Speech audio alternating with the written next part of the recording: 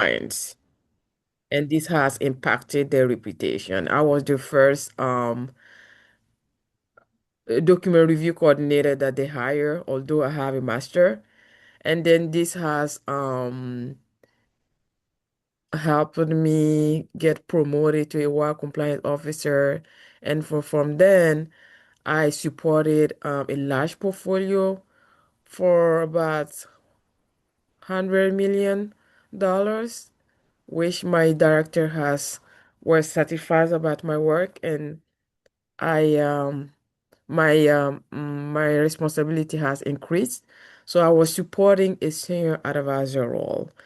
Okay. While I was aiming to get promoted again, unfortunately, our organization got hit by the government fund cut. Okay. So we got laid out. So I'm Yeah. in the job just for more than a year now. Mm. But Okay. that was also an opportunity for me to still build my career, taking some courses in AI, project management, and project development certification courses. So Mm. I'm Well, thanks. here. Thanks for that, Elizabeth. That's a Yes. good summary. Hmm. Holly, can you hear me? Maybe not. Bill, just a quick question for you. Albuquerque, New Mexico. How did you find out about this call, which is based in Washington, D.C.? Sorry, I found out about it through the Career Network Ministry Okay. All out right. of McLean. So I'm got really good at finding resources that aren't locally available. So Yeah. Okay. I All right. keep I'm on the hunt. So Yeah. Okay. we have Well, to get and that's creative. good. And that's good. That's something that Elke and I and Shira talk about a lot. You know, don't leave any stone unturned when you're Yeah. in this job search process. Um, so why don't you, either one of you, then just uh, begin, just ask any questions that you might have for Elke and I about your job search. And Um, before you do that, I want to make sure I heard correctly too. Elizabeth, you did international affairs. No international. Well, it's similar to international fair, but it's more toward humanitarian. Humanitarian. Okay. Yeah, And humanitarian. you said you were an advisor, or you worked on the advisor side. For the because I have two different roles for the humanitarian setting, I work as a community health specialist, Okay. and then for the grant side, I work as a OR compliance officer and supported a senior advisor role. Okay. Yeah. We okay. have some people who normally attend this call who were also in that space who were cut as well. Okay. And then Bill, I know I heard you mention something about on the supplier side for the Fed, but I might have missed your specific title. I was a senior electrical optical engineer, Okay. but I did outsourcing. So I was typical for my jobs in New Mexico with our tax structure. It does not pay to shop local. You end up getting taxed on every transaction, and that's like 7.5%. So Mm, it adds up quick. So typically, what people have done, they've hired me to find suppliers outside the state. okay. I started, my last job was with ITT. I had a contract to hire position first, and that's exactly what I'm looking for now. I had some benefits. The pay was not as good as it might have been, but it was good enough. So Butler International was the one that hired me, or they went through to hire me. So I was on contract for about, I think it was 3 months, 3 or 4 months, and then I transitioned into full time. So like I said, the question for me is how do I get my foot in the door? Once I get my foot in the door, I'll be fine. It's just getting my foot in the door. So I'm acknowledging that while I bring a lot, it's been a while since I did anything. So it's just reality of the situation is I'm probably gonna, contracting is probably gonna be the way to go for me. And I'm perfectly fine with that. I don't have an issue. Like I said, I'm at 53. I'm not gonna be as desirable as somebody who's 10 years younger than I am and who's been employed the entire time. So One of the things, Bill and Elizabeth, that we talk a lot about on this call is networking and the relationships you've built. And I think about, your entire career and the different places you've worked, whether it was as an employee or as a consultant, and who were the people that you got to know really well and they got to know you really well. And have you been in touch with them? Even if it was somebody 3 years ago, 5 years ago, who you may not have talked to in a long time. Um, those sometimes turn out to be, that's where you actually find the job. Somebody that you haven't talked to and knows you well, knows your skills, and and you've kind of lost touch with them, which happens all the time to all of us. We call it dormant relationships. It was a relationship at one time that was very vibrant. You knew each other, you trusted each other, and you witnessed and experienced the skills and behaviors that you have. Um, those kind of relationships are the relationships that might, if you rekindle them, um, give you some, either great information or an actual job lead. So, um, so Yeah, we do the callers who normally, I mean, the folks who normally attend our call, well, let me back up. Not normally, we have some regulars who've been along for a while. People come and go, people pop in once, twice, but we do a lot of encouraging of connecting with people on this call, which you all have already done over in the chat. We don't do, while we don't do, Shira is a recruiter and career coach, Vern's from the HR world and networking world. I'm from recruiting all across the board. I've recruited some of everything. While we don't specialize in FedGov and FedGov adjacent, I actually do from time to time recruit or come across folks, especially in the last year and a half, actually for you two from both your worlds, but in the GovCon or adjacent or contractor space or vendor space, I do have some folks in my network. Nobody that I can think of who does exactly what you do, but after this call is over, you can definitely feel free to connect to talk further in the GovCon contractor space about whatever I've heard.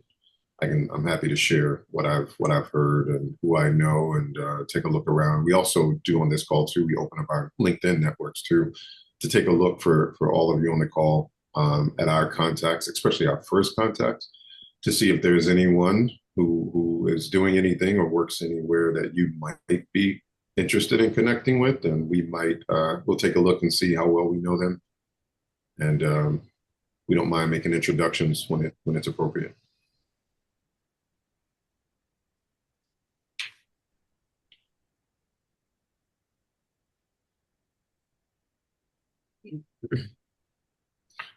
Elizabeth, did you have a question for your job search? Any challenges you're dealing with? Resume, interview? Yes, I will say interview. I have been interviewing. Um, I went to the second, third round, and then it was promising, and then suddenly it was a silent radio, if I can say that. Wow. I followed up and show my interest, but I didn't receive any feedback. Mm, And I was wondering if it's the way that I present what might be the reason why I wasn't gotten selected, mm. or is there something that I need to work more? So I don't know if you have some tips that could help. I have an interview coming up this Monday hmm. for the program for a grant management, and I wanted to prepare myself very well. So it Hmm. is a phone screen interview, but it's still an interview. I think if I pass that step, I will be able to have the second round. So Well, first, congrats on getting interviews. There's a lot of people who are not getting interviews at all. Also, getting multiple interviews and getting to the third round. I don't know. Did you have any idea how many rounds they had, or was that the final interview? Do you know? um, I've it. hmm, It wasn't the final interview, Hmm. but I had to pass that interview so that I can talk to the hiring manager. I Hmm. think that it's their policy. That's how they operate. Otherwise, So, most of the time, I think the third interview is the final interview. so, Well, okay.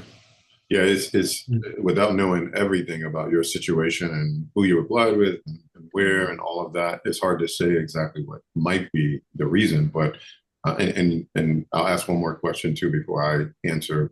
Did uh did they was it the typical after your interview, okay, thank you, and we'll let you know, blah blah blah. Was that the case? Did they give you a date that you might hear back, or did they just thank you? And how did that go? Okay, I can give a brief summary about that. It was a position for agriculture Or for agriculture setting, hmm. project management. Hmm. And I think it was their first time implementing in one of the countries. But the leader of that company is called Primaris Hmm. was retiring, so she was passing on to a new manager. Hmm.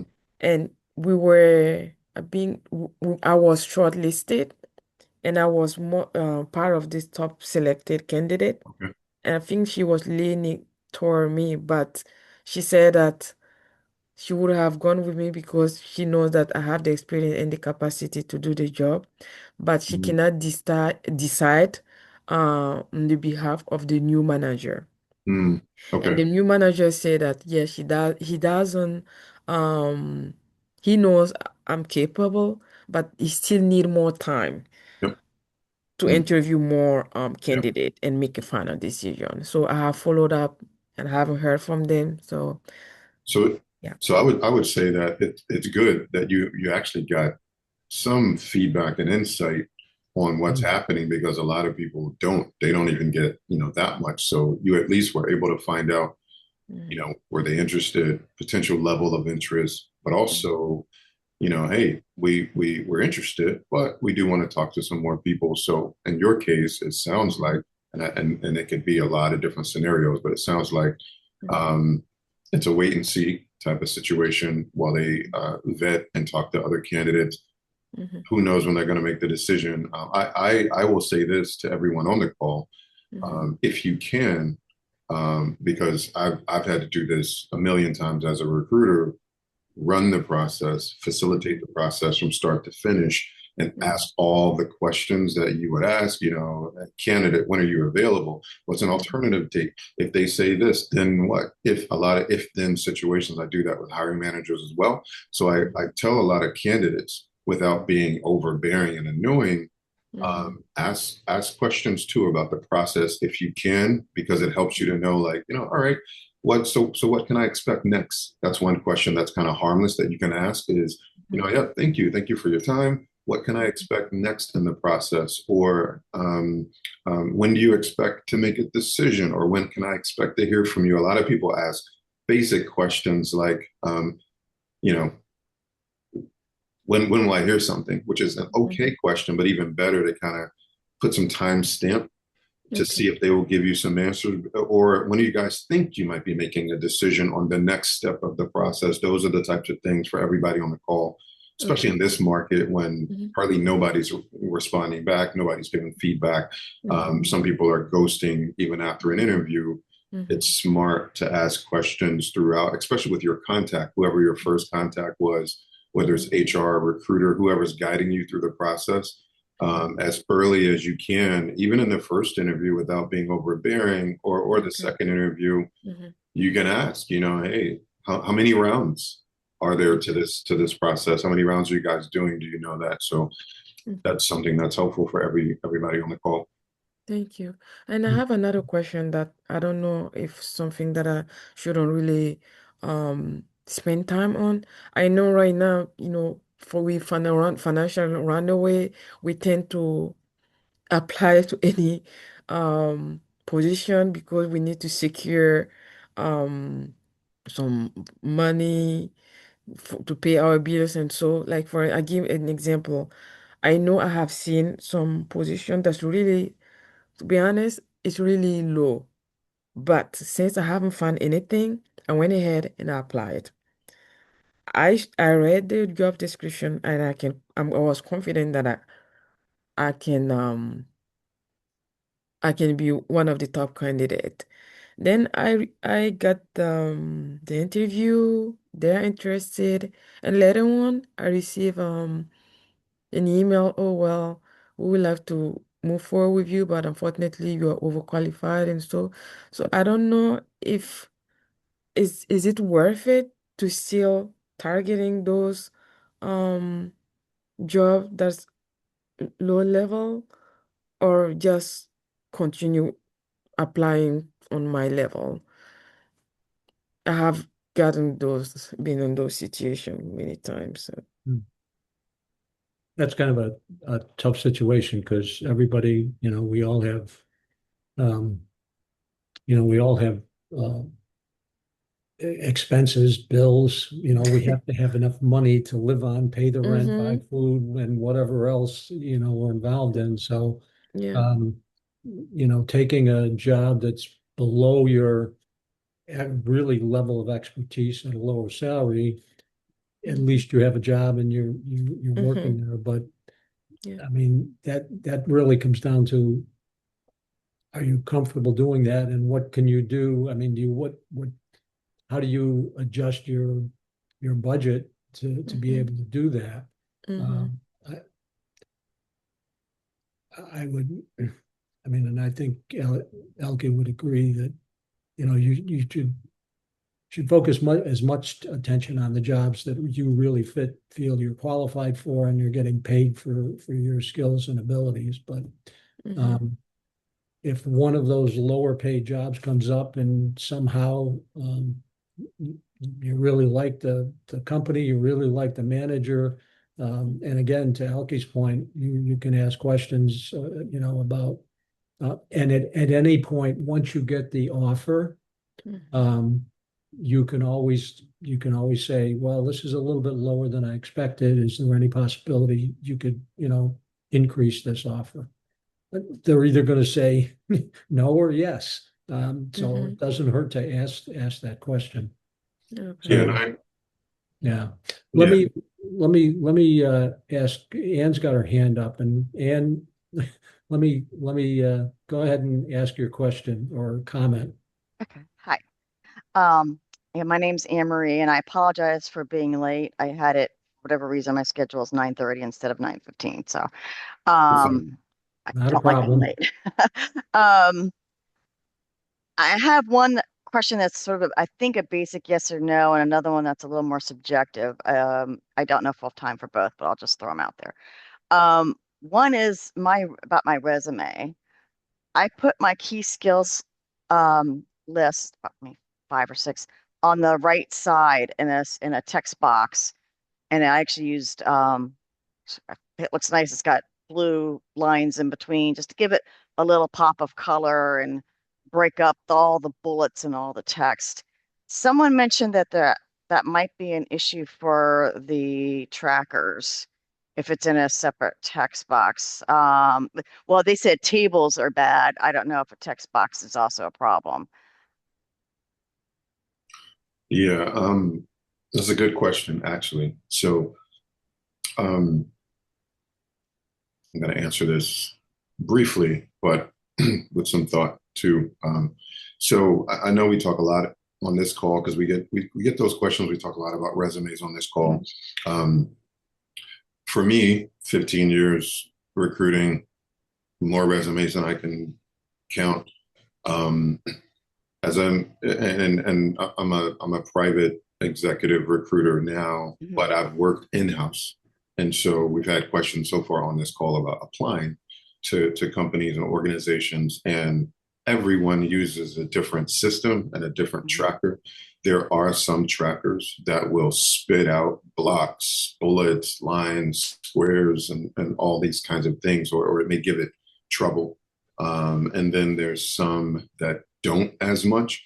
I will say that if your resume ever gets to, let's say I'm an internal recruiter like I've been before, if your resume gets in front of me some Mhm. kind of a way, a human eye is going to see it. Now there's Right. different human eyes. Some people, and I mean, most of them, I believe, recruit fairly and judge fairly, even though there's Mhm. still some bias because we're looking for certain types of people. Wacky, wild, crazy, simple, easy resumes. There's the gauntlet. I always say that number one, if I see your resume, I'm gonna find the things that I need regardless and judge you based on the content, your skill set, your qualifications, the requirements, all of that.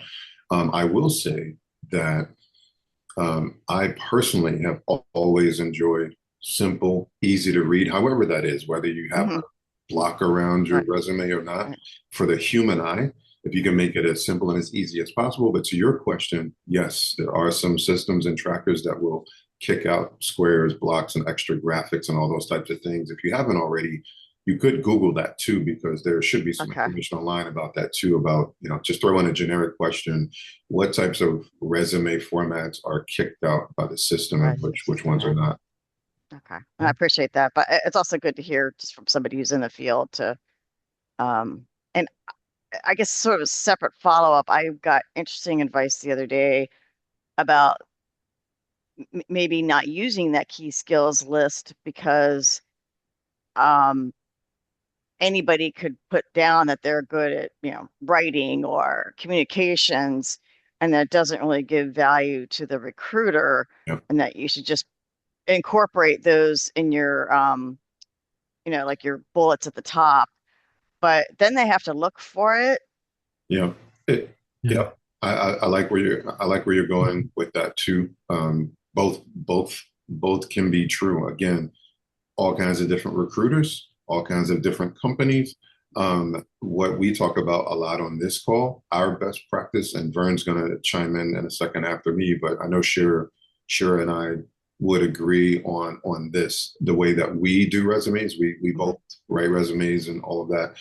Um, you you want to highlight and make it as easy as possible for us to see Right. that you are a match for the role. Again, when you're applying internal, they're typically high volume. That recruiter probably has 10, 15, 20, 30 other recruitments, maybe. And Mhm. for every recruitment, 30, 40, 50, 60, 70, 80, 90 applicants. So you can see how the math adds up for Yeah. us. Right. So what that means is on a typical day when I used to work in-house, I'd come in, take a deep breath, my coffee or whatever. And it's like, all right, I'm going to focus on my top roles first, but let me see who applied since last night. And I got to do that for each of my roles.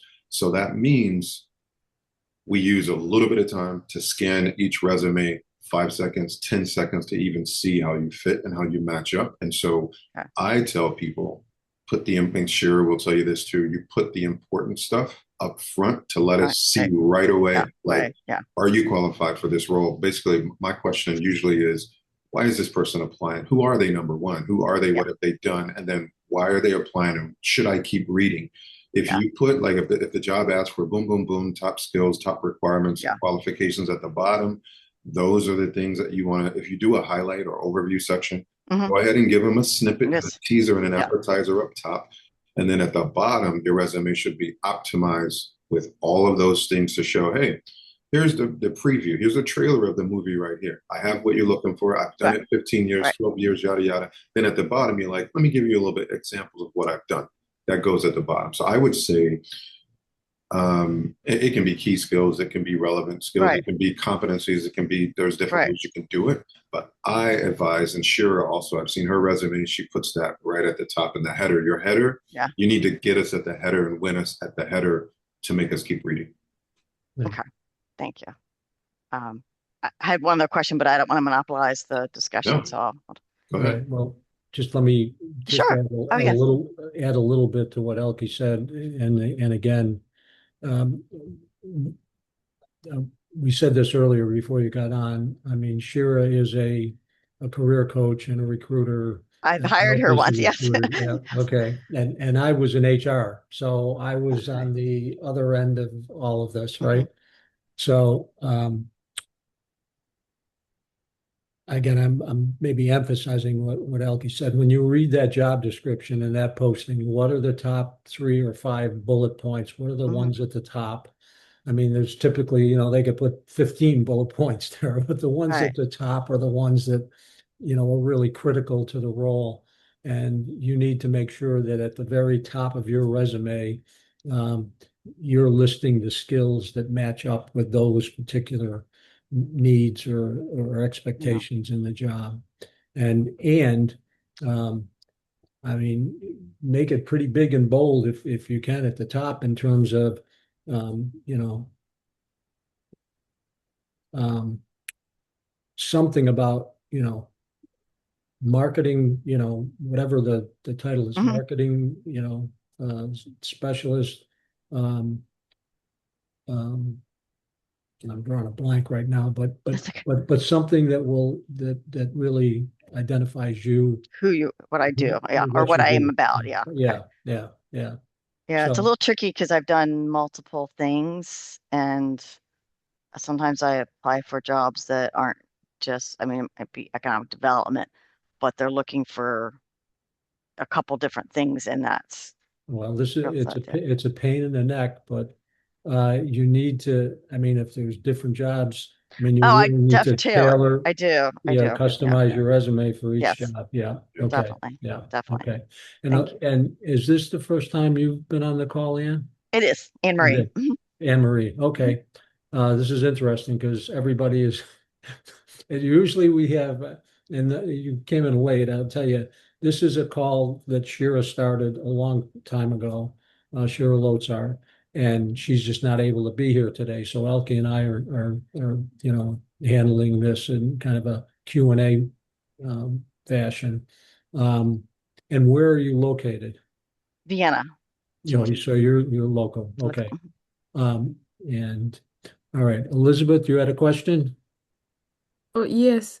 Um, is regarding the resume, is it like should we put the job title in our resume? Can we, or we just have to frame it the way that based on our experience? So, good question. That's a continuation of what Anne Marie's question was, and I'm I'm tempted to do a screen share now, but I'm not. I'll talk my way through it. So, when we were just talking for the prior question, I was thinking in my head. I always like to tell people, and we pretty much say it on this call. You want to mirror the job description as much as you can.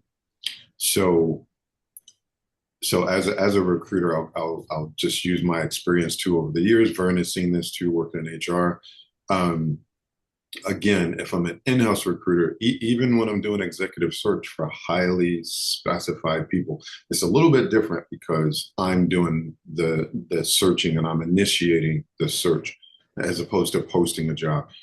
If you post a job, as an internal company, everyone applies and we get some of everything. And so as when I was doing that before, I would look and go, okay, I've got 98 resumes. I just posted this job before I walked out yesterday at 5. And I'm back today at 9 a.m. and I have 40 resumes. Let's just use that number. So in my mind, we're always thinking screen down, screen down, screen down, funnel, because we know we're going to get, if I'm recruiting for a marketing director, as Vern said, I'm going to get advertising, one or two janitors and maintenance people, somebody who works at Dunkin' Donuts, not in marketing. Um, so I'm going to get a lot of different things. I already know that. My single track mind says the role title is marketing director. Who am I looking for first as a recruiter? Every resume first. Like we have layers. I have a top tier, and then I have the other second layer that I may take a look at, depending on how many I do or don't have in the top tier that match. Then I'm thinking, okay, if I can't find what I'm looking for, marketing directors and marketing vice presidents and marketing managers and things that are as close to a match as possible. Then I'm thinking in my head, okay, what is like this?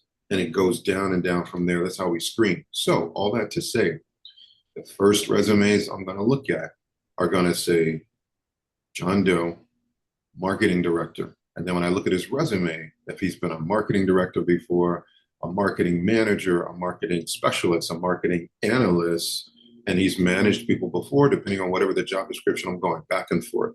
I'm looking at the resume and then what I already know about the job description. Resume, job description, and I'm going down side by side because it's a mirror.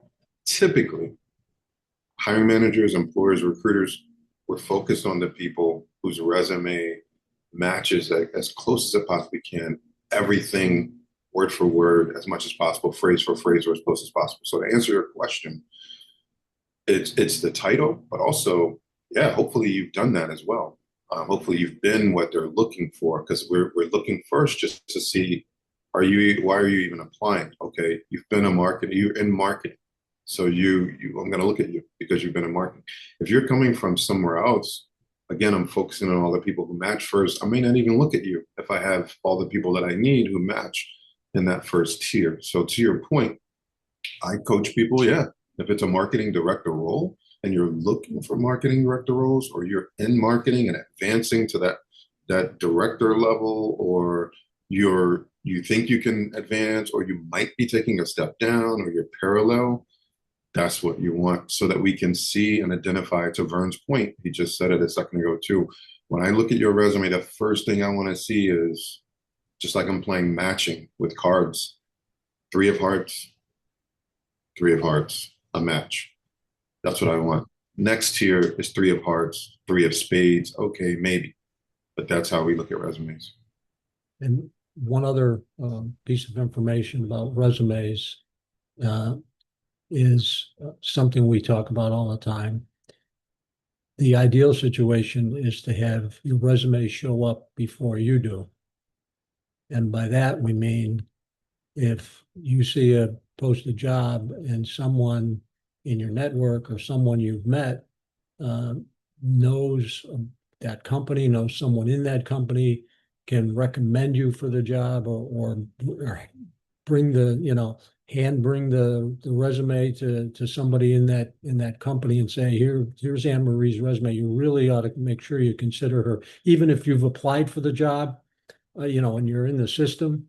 That'll flag somebody to say, well, if Elke's telling me about this person and he knows them and trusts them and likes them and knows their stuff, then that's somebody I definitely want to look at. That's going to get you to the top of whatever pile of resumes there are there. So another question, Anne Marie? Yes, and unfortunately, I just had maybe I need more coffee. I just Happens blanked to on what all it of us. was, and it was a really important question. Oh, I know what it is. I know. In reviewing, let's say LinkedIn profiles, as I'm working on tweaking mine, is there anything that would immediately, other than not it being a perfect match or really close match, is there anything, either LinkedIn profiles or resumes, that is an instant or almost instant, no, yeah, anything that mistakes you see people making, and obviously typos are bad, but anything else that people should be aware of and doing, and for either one of those? Well, I think when it comes to LinkedIn, you need to stay pretty much focused on who you are and what you do, and your skills and behaviors. You'll see some LinkedIn profiles that are kind of all over the place. And um, um, key on LinkedIn is again citing some of your accomplishments, any recommendations you have on LinkedIn. Hmm. Another big plus, the Okay. more recommendations you do have. And you know, um, LinkedIn is LinkedIn. There's pros to LinkedIn and there's cons. Right. So, but it's there, and it is a powerful database. I mean, one of the things that you can do, and Shira talks about this all the time too, is, I mean, if you're if you're applying to ABC Company, you can go to the search function there and put in ABC Company, and you can get a list of Right. employees, See. right? Yeah.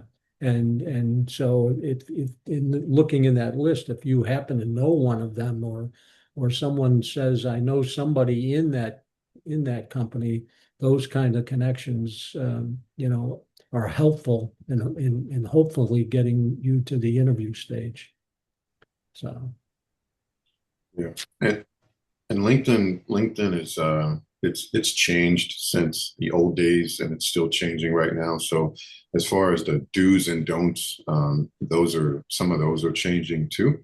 What Hmm. used to be a no, or you mentioned mistakes, which, yeah, people make mistakes on there, but that's kind of being redefined as we speak. From my point of view, I would say one mistake is, well, so first, LinkedIn is another version of your resume. Right. It's a just in a profile setting. So it's a mini website. And if you think of it that way, as a more of a 3D version of your resume, Hmm. it also shows part of your personality through your postings as well. So I think one mistake some people make is not um, um, remembering that you're being judged for everything that you put out there, just like on your resume. Every Right. bullet point, every letter, font, word, you're being Right. judged on what's on your resume. Same thing for LinkedIn. So if you have, which you probably wouldn't be, it's not Facebook, it's not Instagram, but Right. some people use it for different things. So some people make the mistake of not checking their postings to see what type of post and feed, repost and comments and things they've made. Sometimes you're judged on that. One mistake is not being crystal clear to Elizabeth's question immediately in your header, who you are, your profession, Yeah. what you've done, Right. what you're looking for, and taking advantage of that space. I'm not going to speak so much to banner mistakes, but also one mistake is not having a professional photo that you feel I'm good on that. speaks well of you. Yeah. Not taking advantage of your about section, which I personally think shouldn't be 15 paragraphs long, but I think it should be short, succinct, Right. powerful, speak to what you've done, maybe at least one example of a project that you've done that's been successful. So those are maybe some of the mistakes. Some people don't have correct date chronology on their work experience. It's another mistake I see. Okay. I need to put that I have left my agency. It was just a month ago. Um, but I don't really want to have the open to work banner, just the strong personal preference. So I don't know if I need to make, not make something up, but if it looks strange that I don't have a current position, or how long can I not have a current position if If, that, if, if you left in a month in this yeah. market, we have people, But we I have mean, like people, 6 months from now, I guess if I'm still mm, looking, with that looking, well, in this market, there's people who have been looking for a year and a half, two yeah, years. Um, that's depressing. and there's been a lot of choppy things, but one mistake we talk about on this call, I don't want to call it a mistake, but one thing we talk about on this call is for everyone too, is work gaps. When you do have gaps in spaces, 1 month is not a lot. three Right. months in this market is not a lot. Not, 6 months is not a lot in this market because there's a lot of, with everything that's going on, the yeah, slashes and the cuts to Doge, the Fed Gov adjacent, people who are in the market right now, the companies who are slashing for AI or right. for the market or for tariffs, Yeah. Everybody's looking for work. We're in a near COVID environment right now. So if you're still looking within 1 year, No one's gonna. we're not going to judge that Okay. a certain kind of a way, but you do want to, you asked about mistakes. You do want your resume to be as current, your LinkedIn to match your resume as much as Right. possible. Because if we Yeah. look at your resume and see you left in April, Right. but your LinkedIn says present, well, at first we'll think, oh, it's just a mistake. She hasn't She hasn't updated it. updated it yet. Yeah. But some people may go, it doesn't match, don't have time to find out, moving on to the next person. Okay. All right. That's good. Thank you. Okay, Elizabeth? Mm, This is a great section. I love it so far. Um, my question is, how many percentage do you have to match a job description in order to apply? Sometimes I might feel like I can apply, but because there are some few requirement that I don't have, it's kind of blocked me. I'm blocked. I'm like, oh, since I don't have this, even if I apply, they might not consider my application. So, and I stop applying. But I want to change my mindset on that. So I want to know what's the percentage like you think that you can apply for a position. And then certain people will say that, well, as long as I have um the degree they're asking and couple of experiences, I will go ahead. But in my mind, I felt like I have to have everything perfect before I apply.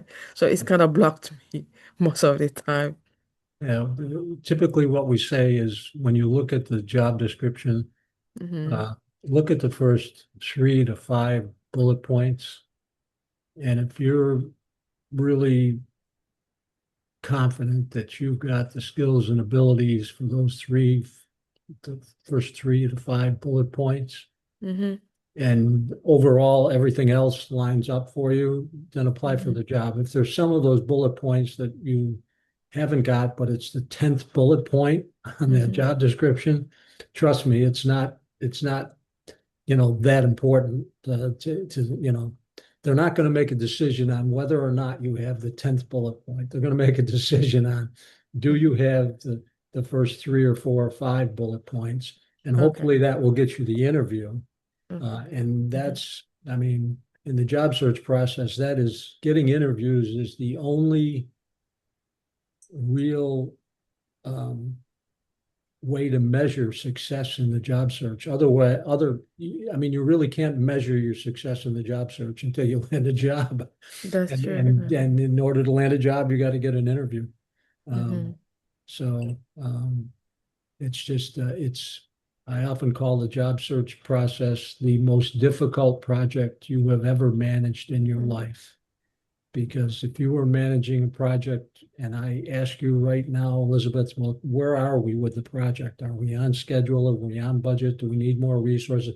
You could give me an update on how close we are to actually completing Mm-hmm. this project and it's going to launch on time or it's not going to launch on time. Okay. Because we know what the goal is. We want to Mm-hmm. launch this product, right? Well, in Yes. the job search process, the goal is pretty simple, straightforward, land a Mm-hmm. job. But Mm-hmm. you can't tell me today whether the interview you have tomorrow lands you the job, or as in your case, in many people's cases now, it's been months or a year or more, and they're Mm-hmm. still searching for a job. Mm-hmm. So it's a very demanding, frustrating, Yeah. process to go through. But you just got to keep plugging away at it and do all the things Mm-hmm. you can to to get to the interview stage. And Mm-hmm. obviously, the more interviews you have, the greater likelihood, you're going to get an offer in one of those. Mm-hmm. And Thank to you. to your question too, to add another layer or two. Um, First, it's a free country. Well, I normally would say it's a free country, but it's a free world. And on the one hand, you can apply to anything you want. The question is, what expectations should you have that you might be contacted, or to Vern's point, to get an interview or even get hired or last to the end of the process to get an offer. We realistically on this call, I know personally, I tell people, and I'm thinking more career minded, not so much getting one single job. I'm thinking getting a role in your career that you've been doing for most of what you've been doing, or if you're transitioning, where you're headed.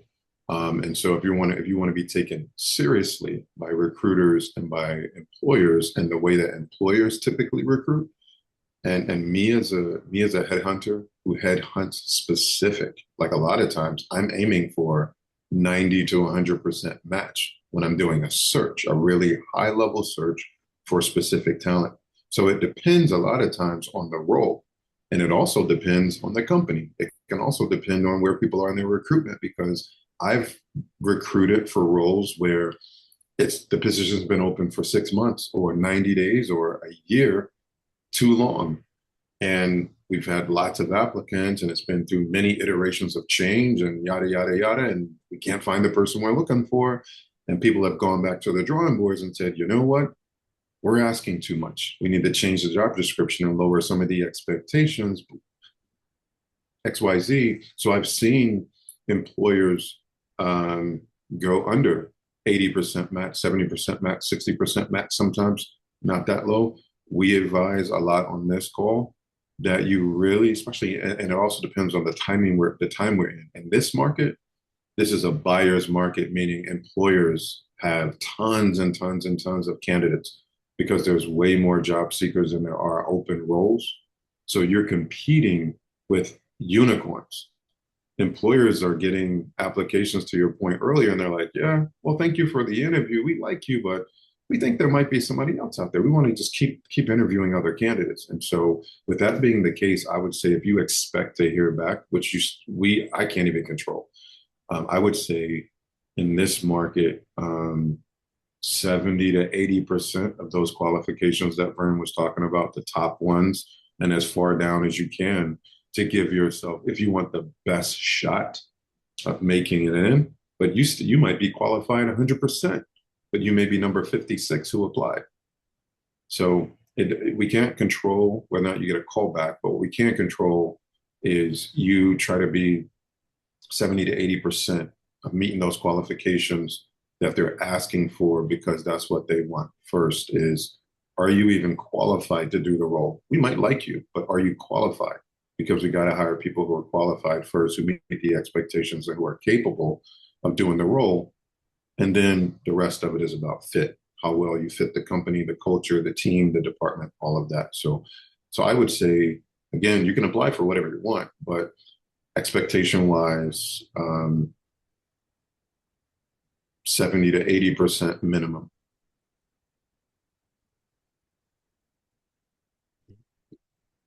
Thank you. Okay. I think this is a great approach and then analysis, especially in this job market.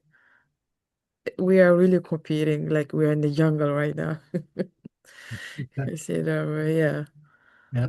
It's really tight competition, but it's not Very competitive. impossible. Yeah. Mm. Well, any other last questions for Elke and I? One of the things I would say, since both of you are new to this call, I would really encourage you to come back, when 2 weeks from now, when we have the next session. Now, again, as Elke was pointing out before we got on the call, it's getting into vacation time. So maybe some people are on vacations or with families and not showing up. But usually we do have, I would say, anywhere from 8 to 15 people on the call.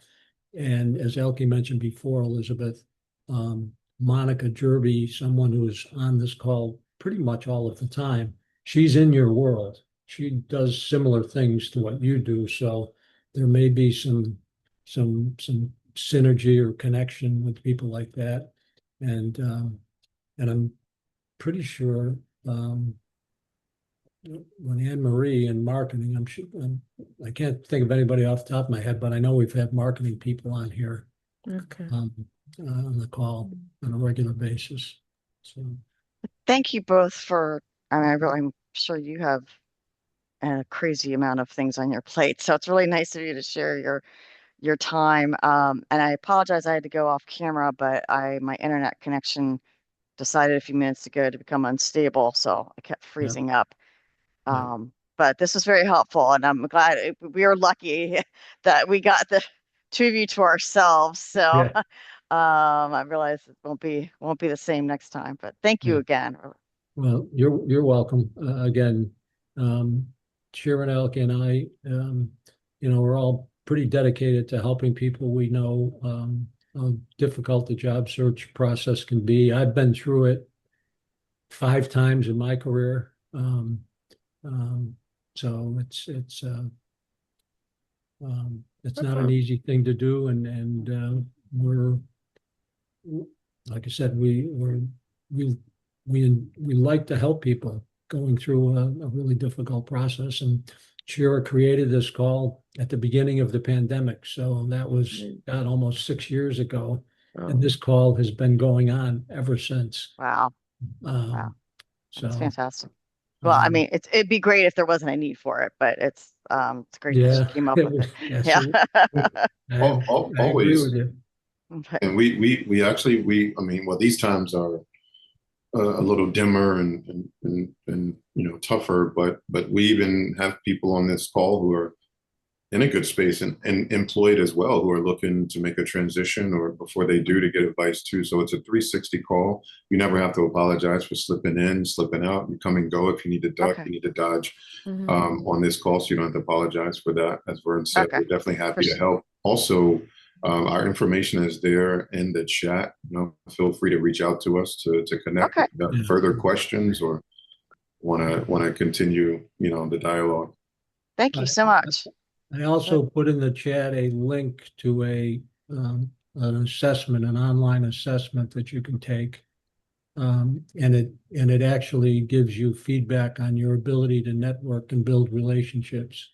So if you do take that, I'll be notified that you took it, Oh, and I'm Okay. happy to go over your results with you at some point in time. cool. Yeah, I'm definitely gonna try that. I actually have to run. I gave myself the day off today. Yeah. Good. Okay. Good for you. You need it. It's a Yeah. gorgeous day, Yeah. Yep. and You need a break. yeah, I'll be back on this tomorrow. But today I'm gonna go to the zoo to see a baby elephant. All Enjoy. right. Well, Thank you so look much. All right, forward. take care. Have a good Look weekend, forward. everybody. You're Yep. You welcome. too. Okay. Look forward to seeing everybody in a couple of weeks. Okay. Yes. All right. Thank you See so you. Okay. much, Ben. And then, okay, I really All Good luck, right. appreciate your Elizabeth. time. See you. Yep. Connect on LinkedIn. We'll see you. All Yep. right. Bye Thank bye. you so Bye. much. Appreciate it. Have a wonderful day. Mhm. You too.